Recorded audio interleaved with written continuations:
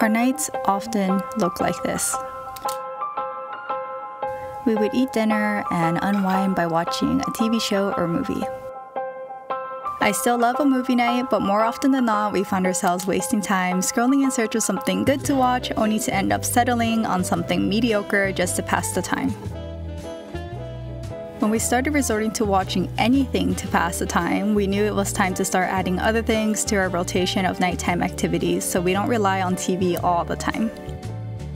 And to stop doom scrolling, we realized you just have to intentionally replace it with something else.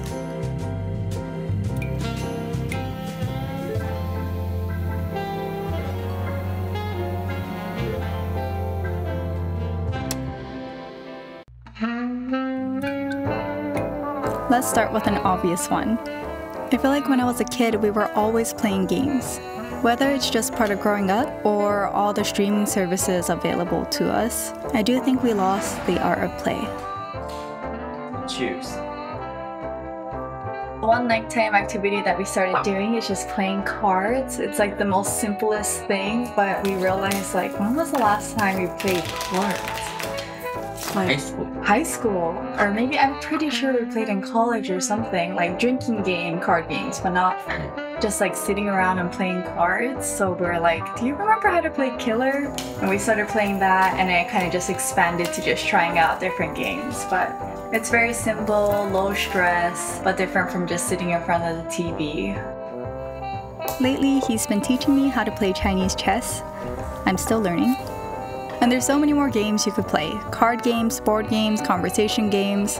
I want to start adding more board games into the mix, and open to suggestions if you have any favorite two-player games.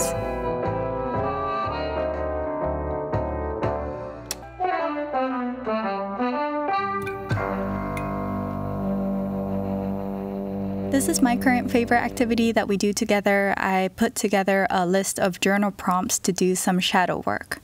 It goes through unpacking our childhood, our deepest fears, and the parts of ourselves that we're ashamed of. We both pick a question and work on it individually. After we're done, we give each other the option to share any thoughts or emotions we want, or just keep them to ourselves if we're not ready to share. A couple examples of the questions are: how did your family dynamics shape your views on love and relationships? Or, think about a period in your life when you felt overwhelmed by change, and how did you adapt? We're still in the inner child healing portion, and we have so many more questions to go, but we're slowly chipping at it. It's kind of funny because it's like we're giving ourselves homework. Have you been enjoying it? Yes, I have been enjoying it. In fact, You sound like you have a gun to your head. I have been enjoying this I have been enjoying. I do. Yeah, I do feel like there's some It's a memories. good little exercise. Yeah, it is a good nighttime exercise. Yeah.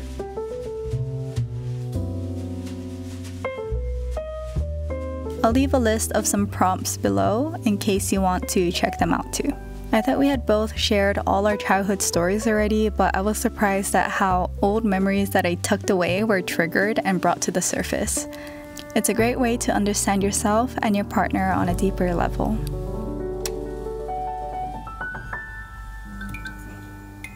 I feel like this one is pretty underrated. One time we were just really full after eating and we couldn't go to sleep. Felt like we just had to move around but didn't want to do any exercise or anything, so we just started cleaning the house. Nothing too intense, but just chill, cozy cleanup. Yeah. It's kind of nice because you're moving your body and you're standing instead of sitting right after you eat.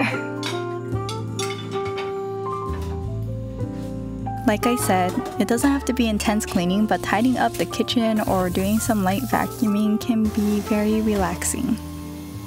Sometimes we'll do the laundry during the day and leave the clothes unfolded. That way we can fold it together at night. It's a nice way to just slow down your brain. You can play some calming nighttime jazz to make it kind of romantic. And of course, the best part about it is you wake up to a clean home in the morning.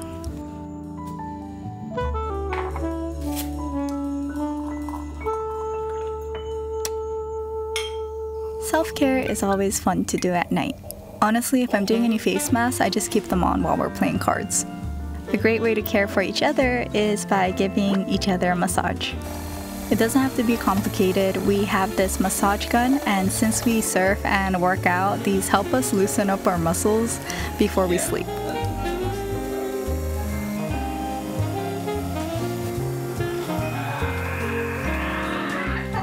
Yes, it makes me feel like we're an old couple, but it does really help.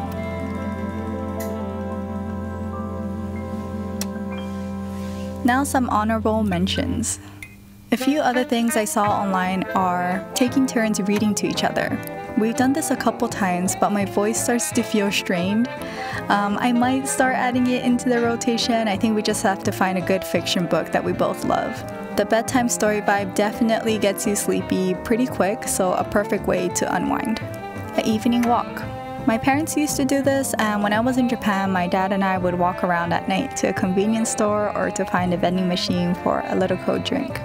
Some other ideas are arts and crafts like painting, coloring, scrapbooking, drawing, finishing a puzzle, a cozy spa night, maybe stargazing. I should also probably mention that the first thing I did to reduce screen time is to reduce my doom scrolling. So I did do like a 30-day social media break, and that helped me a lot. And after that, it's just replacing the phone and screen with something else. Again, I don't think it's about completely getting rid of Netflix. It's just having other things on rotation so you don't automatically resort to the screen right away. Well, I hope you got some ideas, and thank you for watching. Bye!